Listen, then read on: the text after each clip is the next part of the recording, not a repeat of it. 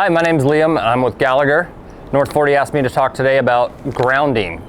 So especially if the ground is dry or you live maybe in an area with really rocky or gravelly ground, the water just drains out, you might need to build what's called a hot ground fence. So every strand on the fence, one might be hot, one might be not hot, and it's connected back to the energizer. Even if it's 100 acres away, you have to have that wire running back to your ground rods. So when that animal touches both the hot and the ground, we no longer rely on the soil moisture. We're using that animal to pass the power from the hot wire through the animal to the ground wire, and then that ground wire will travel all the way around your pasture back to the energizer to complete the circuit.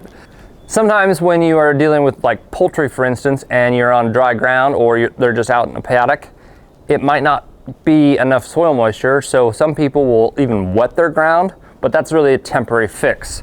So you need to make sure you have hot ground systems if you come across that problem and you can't get any more ground rods in the ground. 9 times out of 10, it's just that you don't have enough ground rods and there might not be adequate enough to pick up that voltage.